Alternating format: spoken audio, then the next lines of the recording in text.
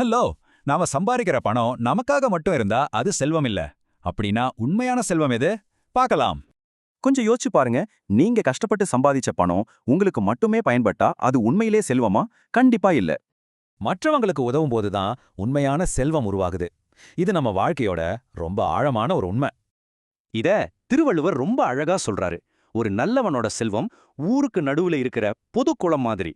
கற்பனை பண்ணுங்க, சுற்றிலும் பச்சை வயல்கள், காலை நேரத்துல சூரியன் உதிக்கிற ஒரு அழகான சின்ன கிராமம். அந்த கிராமத்தோட நடுவுல ஒரு பெரிய பொதுக்குளம். நல்ல மழை வந்தா அது நிரம்பி ஊருக்கே தண்ணீர் கொடுக்கும்.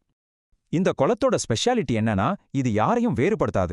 பணக்காரன், ஏழை, குழந்தைன்னு எல்லோரையும் இது சமமா தான் பார்க்கும். ஆமாங்க, அந்த தண்ணீர் இந்த ஊர்ல இருக்கிற எல்லாருக்கும் சமமா சொந்தமானது. இது ஒரு இயற்கையான உதவி. இப்போ கதைக்கு வருவோம். அதே கிராமத்துல ரொம்ப நல்ல மனசு கொண்ட ஒரு மனிதன் வாழ்ந்து வந்தான். அவன் சம்பாரிச்ச பணத்தை தனக்காக மட்டும் பதுக்கி வைக்கல. அத மத்தவங்களுக்காக எப்படி பகிர்ந்தான்னு இப்ப பாப்போம்.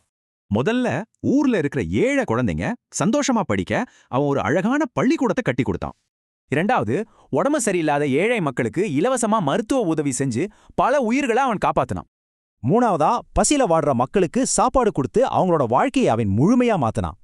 அவனோட இந்த தூய்மையான மனச பார்த்து அந்த ஊர் மக்கள் அவனை ரொம்ப அன்போட மதிச்சு கொண்டாடுனாங்க. அந்த நல்லவனோட புகழ் அந்த கிராமத்தோட நிக்கல.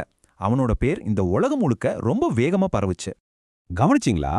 இயற்கையோட பொதுக்குளமும் இந்த நல்ல மனிதனோட நற்பண்பும் எப்படி அழகா ஒத்துப்போகுதுன்னு பாருங்க. இதுதான் உண்மை. ஒரு நல்ல மனுஷங்கிட்ட இருக்கிற செல்வம் அந்த ஊர் பொது குளம் மாதிரி தான். அது வெறும் சுயநலத்துக்காக இல்லைங்க. இந்த சமூகத்துல இருக்கிற எல்லாருக்கும் தொடர்ந்து பயன்படுறதுக்காகவே இருக்கு. இப்போ இது நமக்கான நேரம்.